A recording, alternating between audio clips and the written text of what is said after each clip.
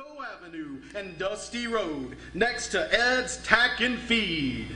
This is as close as Postmark Jamboree is going to get to Halloween. People count down the days to Christmas, but don't really do that for the Halloween holiday. As a holiday, Christmas is all about giving, happiness, and sugar plums dancing in our heads. Halloween is all about scary and creepy and real sugar dancing in our bloodstream. So in honor, so to speak, of Halloween, Postmark Jamboree brings to you La Follette's own master of the creepy story, Mr. Alan Miller. Here he comes. Alan, give us an unabashed plug for the Alan Miller Ghost Walk, and then scare us all with your good story, with a good story or two. Let's have a big Postmark welcome for Alan Miller. Thank you very much. Thank you, Tony. Thanks, everybody. My name's Alan Miller. I'm the founder of Alan Miller's Ghost Walk La Follette, where I lead you on a 2-hour tour of the city as I regale you with 16 stories of the horrific past of downtown La Follette, involving murder, mayhem, and ghosts. So please come out any weekend in October. Tours at 8 and 10:15. Cost is only $10 per person. We meet at Sargent Park and end at Sargent Park. Thank you. You have a story or two for us? I do. Thank you, Tony. I have 2 stories if I can fit them in time. Do we need to warn people under 13 or anything, or over 60? I'm over 60. Yeah, anyone over 62. How's that? Okay. Might be scared of these 61. stories. Okay, then you're fine. You're fine. Emily Robertson hated the rain. She'd felt that way ever since her parents had bought the little farm by the woods that ran along Davis Creek, not far up the valley. The first raindrops would send her racing indoors to hide in the corners far, far from the doors and windows, as little Emily could get. This surprised her parents. She had enjoyed playing in the rain before she moved here. "Why do you hate the rain?" they asked her over and over. Her answer was always the same. "The rainwalker is out there in the woods by the creek, and it wants to get me." Now, Sam and Lily Robertson worried about the change in their daughter Emily. They thought that maybe she had overheard some of the old-timers down at the old country store telling tales about strange happenings years ago along Davis Creek. So they questioned her on how she had heard of the rainwalker. "I dream about it all the time," she answered. "It lives in the waters of Davis Creek, and it only comes out and roams the woods when it rains." Now, even though they would ask her again and again, she could never tell them what the rainwalker looked like. "It's big and shadowy and drips," she would say, "and it's lonely." Her parents could not convince her that there was nothing out there but the trees. They tried to reason with her, but she resisted all of their efforts. Finally, her parents asked, "Why would the rainwalker be after you, Emily? You haven't done anything to it." "I told you," she insisted. "It doesn't want to be alone, so it tries to take me with it on dark, rainy nights." Her father didn't know what else to do to comfort her, so he smiled and hugged her and promised that we will just have to stay with you on dark, rainy nights. Now, Emily was happy about that, yet way down deep inside, she was a little afraid. Dark and rainy nights came often that year, and Emily would pace the floor and close the curtains and claim that the rainwalker was out in the woods watching from the banks of Davis Creek. The weeks just before harvest brought hot, dry days, and Emily started to relax and play a little and act a little bit more like she used to. Her parents even began to hope that she had forgotten all about this rainwalker. Then one day, clouds began to gather in the east, and rain threatened to come in by nightfall. Emily watched tensely as her father hurried to the fields and her mother to the garden. They had work to finish before the storm broke. Emily sat by herself by the creek skipping stones. She noticed that her mother stopped several times between the rows to wipe her brow. Suddenly she heard her mother scream. Emily dashed across the yard as her mother came staggering out of the garden. "Run, Emily! Run and get your father! I've been bitten by a rattlesnake!" Emily felt frozen, but her body was moving. Somehow she reached her father in the field and made him understand what had happened. Then he was running ahead of her towards the house. By the time Emily had caught up, her father was already bending over her mother, working frantically. He turned to Emily and said, "I've done all I can here. I have to get her to the hospital. I need you to stay here and tend to the animals, Emily. I'll be back as soon as I can." He picked up her mother and was gone in a flash before Emily had any time to protest. Time dragged by, and the late afternoon sky was already getting dark, and you could smell the rain in the air. Emily went to the barn early and fed the livestock. The approaching storm made them as uneasy as she was. Back inside the house, she tried to eat but wasn't hungry. She worried that her mom might die, or worried that her father might get caught in the storm. She tried to think about what she would do if she had to stay a night alone in the house. She watched the clouds slip closer and closer. The night and the rain came in together, but her father did not come at all.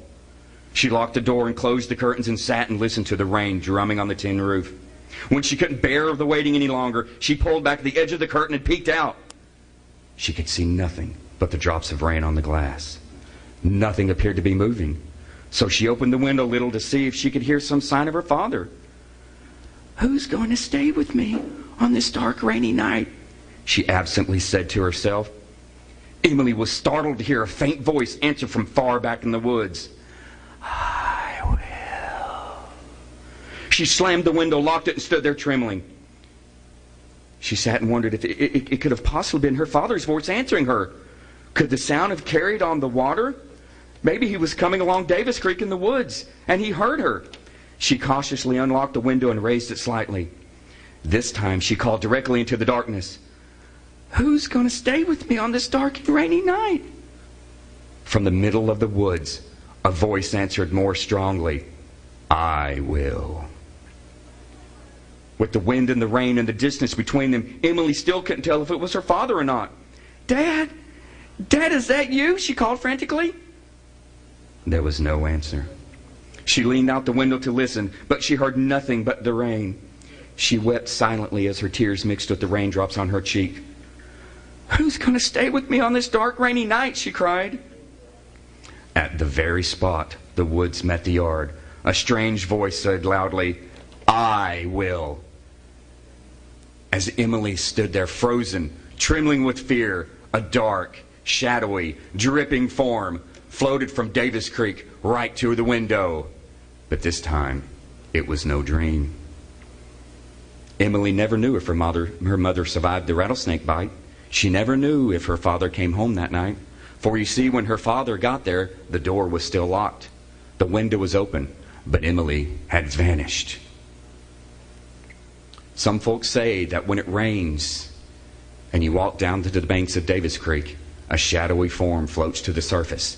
And for those brave souls bold enough to go down and lean down on its bank and stare deep into the eyes of this dark, shadowy form, they all claim that it has the face of Emily Robertson.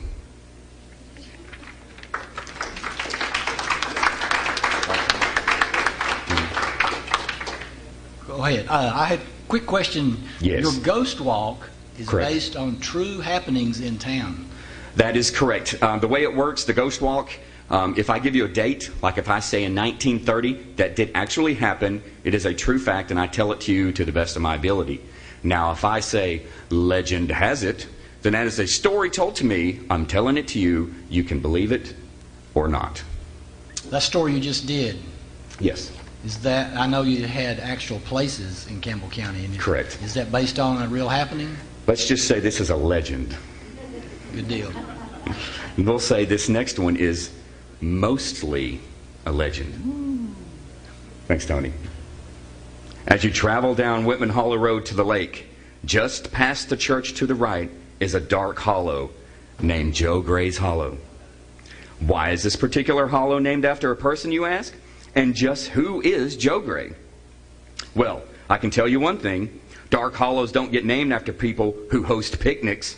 They get named after people who disappear and are now rumored to haunt the land. Joe Gray's story is a short and innocent one, at least in the start. Joe Gray's family settled in the area around the 1800s, and nothing out of the sorts was ever heard about Joe Gray or his family until one night. Joe Gray went coon hunting in the hollow just behind the house and down the hill. What's so special about that, you might ask? Joe Gray goes hunting all the time. However, this time, Joe Gray never returned. Joe Gray's wife was beside herself with grief. What evil could have befallen my poor husband, Joe? For you see, the people of the hollow had seen strange lights flickering back and forth in the woods across the road and down the hill. Strange, greenish lights that cast eerie shadows through the trees and across the hollow. Joe Gray never heeded any warning. He just laughed it off. Now them people, they drink too much moonshine under the moon. They's a seeing things. Ain't nothing in there but coons and possums. Well, after Joe Gray's disappearance, a search party was assembled and set out upon the hollow and all the surrounding woods, but to no avail. Not even a stitch of clothing was found of poor Joe Gray. It was as if he and his dogs simply ceased to exist. So you see, after that, and for years to come, people started to be wary of the hollow and even told travelers to stay away from that particular bend in the woods, now known simply as Joe Gray's Hollow. Well, not everyone heeds advice, especially not teenage boys set out to tree a coon or two. Such was the feeling of the Hatmaker boys. It's just a bunch of hogwash, they would tell each other. I bet that hollow's ripe with coons for the hunting, yeah. Ain't nobody been down there for years and years, all on account of one foolish farmer getting himself lost. So one night, the Hatmaker boys decided to give Joe Gray Hollow a check to see if they could tree any coons. The moon was high that night and cast an eerie glow upon the ridge leading down to the wooded hollow, cloaked all in black. Defiant of the bright silver rays cast down from the moon. Not scary, they lied to each other as they approached the black woods. Send in the dogs first, said one of them. Good idea. So the dogs go into the deathly quiet woods. Their howls split the night like fingernails on a chalkboard. Yeah, we'll get a couple tonight, they nervously joked. Then all of a sudden, all noises stop. For what seemed like an eternity, no sound could be heard anywhere nearby.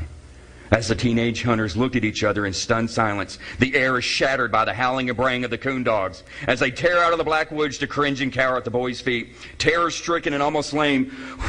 What's the matter with you? Shakenly the boys yell at the dogs, who only whimper and cry as they lay flat-eared to the ground. You and your coon dogs, they frighteningly yell. Go and get some coons, they cry nervously. When all at once the air explodes in a sickly greenish glow that bathes the hunters with a terrifying swath of greenish light. The two dumb-stricken hunters look up and are greeted by a decomposed, disembodied hand floating just within the edge of the black wood, now dancing with eerie shadows of pukish green light. Go back, the floating, desiccated hand howls. Go back, it screams in a thick guttural growl. The two hunters dash across the glade, away from the floating horror and the ghoulish green glow. Away, they hear, go away. Even unto this day, in the nightmares of the hunters, they tell the story of Joe Gray as the sound of death still haunts the hollow today. Thank you very much. Thank you.